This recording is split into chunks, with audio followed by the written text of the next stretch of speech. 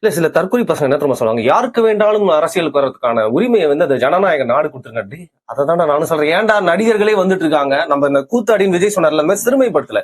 ஏன் திருப்பி திரும்ப அந்த பேட்டர்ன் ரிப்பீட் ஆகுது? என்னத்த பாக்குறான் அவன்? அதான் கேக்குறேன் நான். அதான் திரையில பார்ப்பது, அதுல நடிப்பது, அது நடிப்புங்கிறதே அவனுக்கு தெரியலைங்க. புரியுதுங்களா சொல்றது? இப்ப நான் கேக்குறேன், அஜித் வந்து நல்ல பைக் ஓட்டுவார்ல.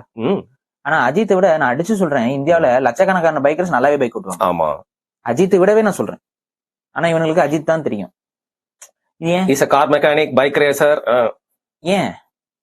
ஏன்னா நீ என்ன நினைக்கிற அப்படின்னா, அஜித்தே கடவுளே நீ பிக்ஸ் பண்ணிக்கிற மண்டையில ஏத்தி வச்சுக்கிற. அப்ப அது ஏத்தி வச்சுக்கிட்டு மத்தவங்க யாருமே வந்து அவருக்கு ஈக்குவலா எதுவுமே பண்ண மாட்டாங்கன்னு ஒரு ஒரு ஒரு ஒரு தப்பான ஒரு உளவியல நின்னுக்கிற. ஏன்னா உனக்கு அஜித்தை தான் தெரியுது. அதானா அது ரியாலிட்டி அப்படி கிடையாது. நான் இப்படியே எடுத்துக்கிறேனே, விஜயை விட, அஜித்தை விட, இல்ல இங்க இருக்க தமிழ் இண்டஸ்ட்ரியில இருக்கக்கூடிய ஆக்ட்ரஸை விட நார்த் இந்தியால எத்தனையோ ஆக்டர் ஆக்ட்ரஸஸ் வந்து அதிகமா சம்பளம் வாங்குறாங்களா இல்லையா? விஜயை விடவே அதிகமா. அவர் சொல்றாரு, இந்த உச்சத்தை தொட்டு விட்டேன்னு. உச்சத்தை உங்களை விட அங்க இன்னும் வாங்குறவங்க இருக்கிறாங்க. SRK எல்லாம் இன்னும் கிங்கு. இன்னும் அதிகமா சம்பளம் வாங்குறவங்க இருந்துட்டு தான் இருக்காங்க. ஆனா அது இங்க இருக்கவங்களுக்கு தெரியாது. இங்க இருக்கவங்களுக்கு பொறுத்த வரைக்கும் விஜய் தான் உச்சபட்ச நடிகர். அவரு அதனால சரி உச்சபட்ச நடிகர் தானே.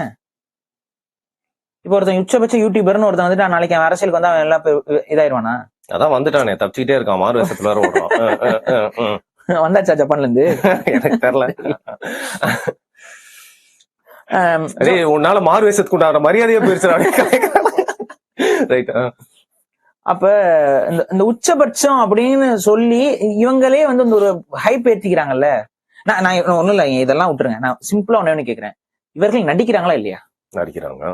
டூப்ஸ் போட்டிருக்காங்களா இல்லையா? போட்டிருக்காங்க. அப்படி இருக்கும்போது என்னத்தை இவங்க வந்து சாதனையாளர்கள் எனக்கு புரியல. என்ன அவங்களோட நடிப்பு துறையிலுமே அவங்களே எல்லாத்தையும் நடிக்கிறது கிடையாது. அங்க சிஜி எஃபெக்ட் இருக்குது. ஆனா எம்ஜிஆர் அப்படி சொல்ல முடியாதுல்ல, அதனாலதான் மக்கள் ஏமாந்துட்டாங்க. எம்ஜிஆரும் அப்புறம் என்னங்க, அப்புறம் எல்லாருமே நடிகர்கள் தான். நீங்க புரிஞ்சுக்கணும்.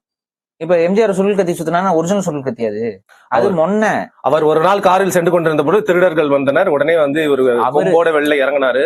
இது நமக்கு கதைகளாக வருவது, நடந்ததா இல்லையா கூட நமக்கு தெரியாது. அதுவும் அப்போ இருக்கிற விஷயத்துக்கு சோசியல் மீடியால இருக்குன்னா நிறைய பேர் அந்த கதைகள்லாம் சொல்லுவாங்க. நம்ம எங்க அப்பா எல்லாமே எம்ஜிஆர் ஃபேன் தானே.